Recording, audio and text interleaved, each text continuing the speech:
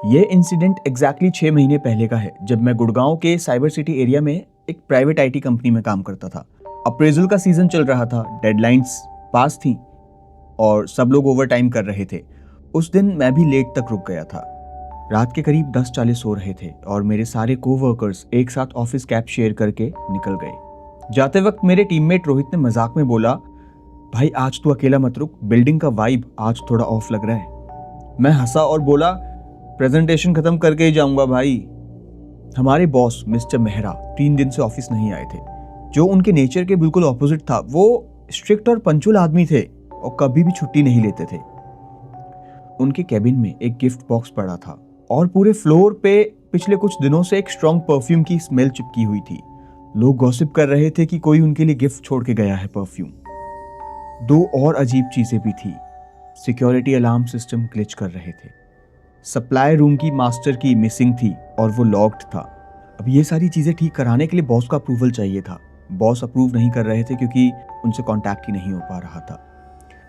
Lift के पास मेरे co-worker Rohit ने मुझे रुककर बोला, एक बात बताऊं, पार्किंग में एक वाइट सेडान 1 घंटे से खड़ी हुई है। अंदर कोई आदमी बैठा लग रहा है, तू थोड़ा केयरफुल रहना। मैंने कैजुअली कहा, ड्राइवर होगा किसी का, और वो सब लोग चले गए। मैं अकेला रह गया। मैं काम में बिजी हो गया। करीब 11:20 पर मेरे फोन पर रोहित का व्हाट्सएप मैसेज आया। उसमें लिखा था, ब्रो अभी तक ऑफिस में है क्या? मैंने रिप्लाई किया, हाँ। रोहित ने पूछा, वो सेम कार अभी भी पार्किंग में है क्या? जब मैं कैब से निकल रहा था तब भी वो वहीं खड़ी थी और ड्राइवर भी अंदर था। अब थोड़ा अनईजी फील हुआ मुझे। मैं बॉस के केबिन में गया क्योंकि वहां से पार्किंग क्लियर दिखती थी। ब्लाइंड्स हल्का सा उठाकर देखा, वाइट सेडान वहीं थी और हाँ, ड्राइवर सीट में एक आदमी बैठा था। सिगरेट जल रही थी। फेस क्लियर नहीं दिख रहा था क्योंकि अंधेरा सा था। उसकी कार मेरी कार के बिल्कुल पास खड़ी थी। बॉस के डेस्क पर पड़ा गिफ्ट बॉक्स मैंने क्यूरियोसिटी में खोल दिया।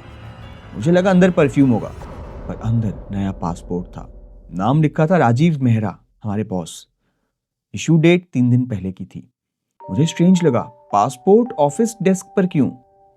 मैंने पासपोर्ट वहीं रख दिया और मेरी वापस नजर उस वाइट सेडान पर पड़ी। मुझे कुछ अजीब लग रहा था। मैंने सोचा कार की नंबर प्लेट की फोटो ले लेता हूं, तो फोन निकाल के जूम करके मैंने फोटो ले ली। जब मैंने फोटो देखी, कार में कोई नहीं बैठा था। सीट बिल्कुल खाली थी। सच में सीट खाली थी। पर अभी 10 सेकंड पहले ही मैंने उस आदमी को देखा था। मैंने टाइम देखने के लिए फोन निकाला तो मेरा फोन स्विच ऑफ हो चुका था, बैटरी डेड हो गई थी। ऑफिस फ्लोर साइलेंट हो चुका था, सेंट्रल एसी बंद हो चुका था, सिर्फ इमरजेंसी लाइट्स चल रही थी। परफ्यूम की स्मेल अब और स्ट्रांग लग रही थी। लगभग 1 बज चुका था। मैं निकलने लगा। पार्किंग में वो कार अभी भी थी। ग्राउंड पे कई सिगरेट के खाली खोखे पड़े थे, जैसे कोई बहुत देर से वेट कर रहा हो, पर ड्राइवर नहीं था। मेरे अंदर एक स्ट्रांग वार्निंग वाली फीलिंग आई, जैसे कोई मुझे देख रहा हो। अपनी कार का गेट खोलते वक्त मुझे ध्यान आया, पासपोर्ट बॉक्स में नहीं रखा। बॉस को पता चलता तो बवाल हो जाता। मैंने सोचा 2 मिनट में वापस रख कर आता हूँ। मैं बिना लाइट्स ऑन किए वापस केबिन गया। चेयर डेस्क से काफी दूर घूमी हुई रखी थी। गिफ्ट बॉक्स गायब था, पासपोर्ट गायब था। परफ्यूम स्मेल इतनी स्ट्रांग हो चुकी थी जैसे कोई अभी अभी रूम में खड़ा था। तभी सप्लाई रूम से बहुत जोर से आवाज आई। वो रूम लॉक्ड रहता था और चाबी भी मिसिंग थी। अंदर से ड्रैगिंग साउंड आई, जैसे कोई घसीट रहा हो कुछ। फिर 3 हल्की हल्की नॉक्स। मैंने डर के बावजूद भी हैंडल घुमाने का ट्राई किया, क्या पता खुल जाए। डोर अनलॉक्ड था। मैंने वहां की लाइट्स ऑन की। बॉक्सेस गिरे हुए थे। फ्लोर पर एक फीमेल एम्प्लॉय आईडी कार्ड पड़ा था, जिस पर एक अननोन नाम था। उसे कभी नहीं देखा मैंने ऑफिस में। वॉल पे नेल स्ट्रेच मार्क्स थे। कॉर्नर में बॉस का मोटरसाइकिल हेलमेट पड़ा था, गीली मिट्टी लगा हुआ, जैसे कहीं से लाया गया हो।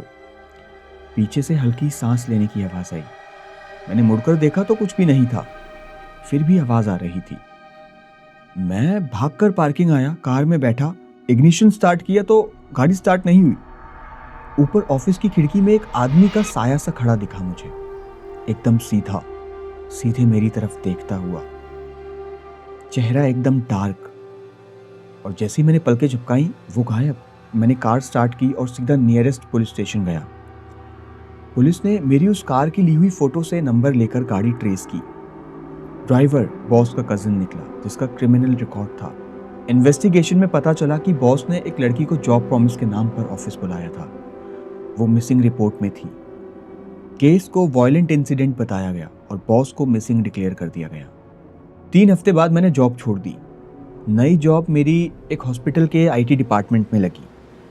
मेरी नाइट शिफ्ट थी और मैं हॉस्पिटल के उस कॉरिडोर से गुजर रहा था जहाँ पे डेड बॉडीज को रखा जाता है, और उस कॉरिडोर में वही सेम परफ्यूम स्मेल आ रही थी। एक स्ट्रेचर के टो टैग पे नाम लिखा था, वही जो उस आईडी कार्ड में उस लड़की का नाम था। मुझे ऐसा लगा जैसे प्लास्टिक कवर के अंदर फेस मेरी तरफ टर्न हुआ। होठ हिले, तुम उस रात अकेले नहीं थे। एकदम लाइट्स ब्लिंक होने लगी और डर के मारे उस कॉरिडोर से मैं भाग गया। मैंने जाके सीसीटीवी चेक किया तो उसमें सब कुछ नॉर्मल था, लेकिन मुझे पता था जैसा दिख रहा है वैसा कुछ नहीं, कुछ नॉर्मल नहीं था। और तब से मैं कभी भी नाइट शिफ्ट अकेले नहीं करता। ऐसी और हॉरर स्टोरीज सुनने के लिए सब्सक्राइब करिए scary words the dark read and press the bell icon.